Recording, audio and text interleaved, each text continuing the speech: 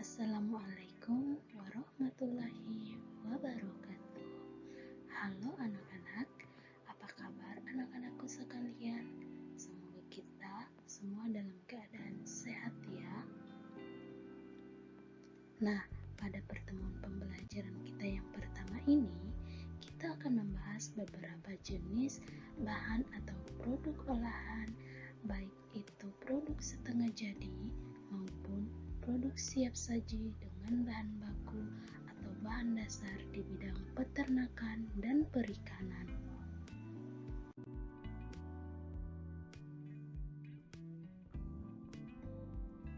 Indonesia merupakan negara yang memiliki sumber daya alam yang banyak.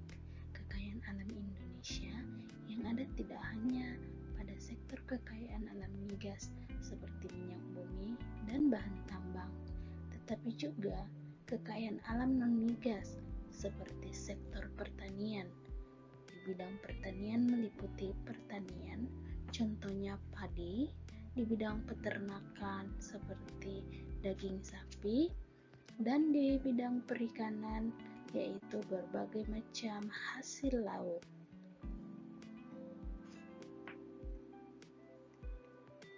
Bahan pangan hasil peternakan dan perikanan berupa beragam jenis ikan, udang, cumi, dan rumput laut, daging, telur, dan susu yang masih mentah memiliki kandungan air yang tinggi sehingga dapat membuat bahan pangan tersebut menjadi mudah dan cepat rusak.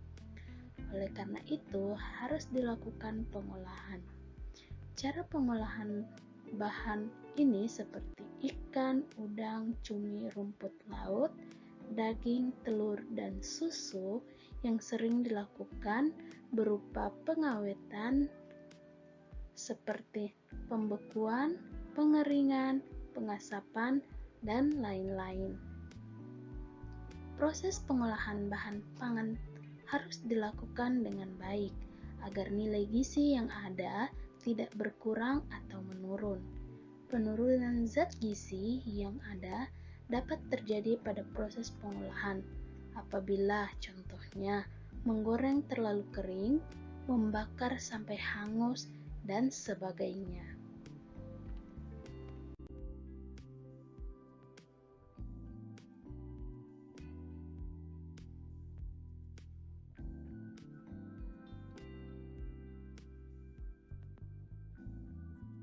Berikut ini ada beberapa hasil pengolahan dari bidang peternakan dan perikanan.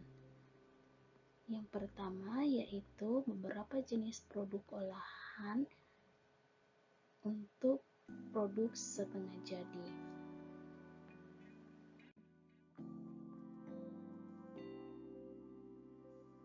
Jenis produk olahan yang pertama yaitu bakso. Bakso adalah produk pangan yang terbuat dari bahan utama daging yang dilumatkan, dicampur dengan bahan-bahan lainnya, dibentuk bulat-bulat, dan selanjutnya direbus. Berbeda dengan sosis, bakso dibuat tanpa mengalami proses curing, pembungkusan, maupun pengasapan. Biasanya, istilah bakso tersebut diikuti dengan nama jenis dagingnya, seperti bakso ikan, bakso ayam, dan bakso sapi.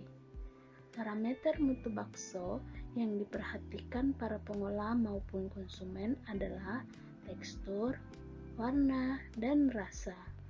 Tekstur yang biasanya disukai adalah yang halus, kompak, kenyal, dan empuk.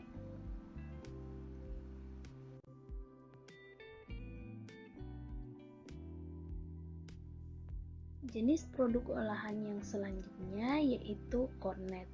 Kornet adalah salah satu jenis produk olahan daging sapi yang banyak digunakan dalam resep masakan Indonesia.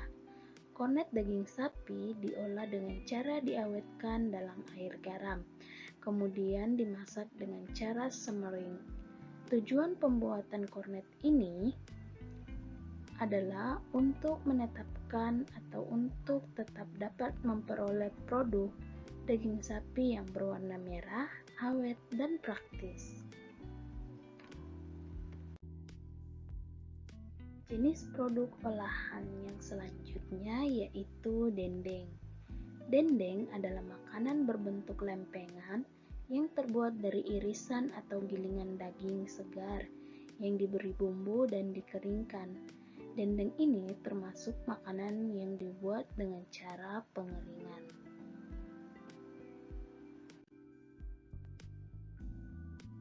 Produk olahan selanjutnya yaitu telur asin. Telur asin adalah telur utuh yang diawetkan dengan adonan yang dibumbui garam. Telur adalah salah satu sumber protein hewani yang memiliki rasa yang lezat, mudah dicerna, dan bergizi tinggi.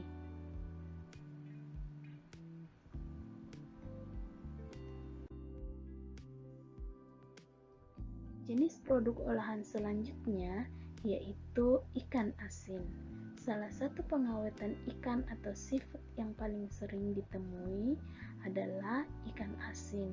Bukan hanya di tanah air saja, ikan asin juga dipopulerkan di negara-negara penghasil ikan laut.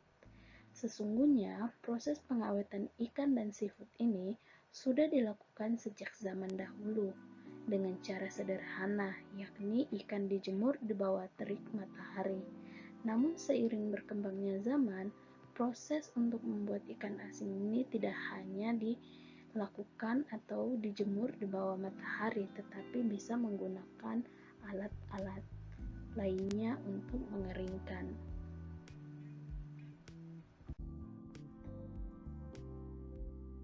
Jenis produk olahan yang terakhir yaitu sushi.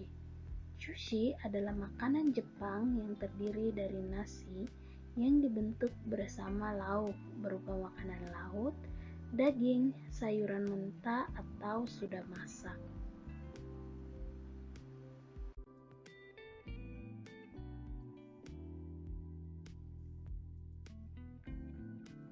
Nah, anak-anak, itulah tadi beberapa jenis produk olahan, baik yang setengah jadi maupun produk siap saji.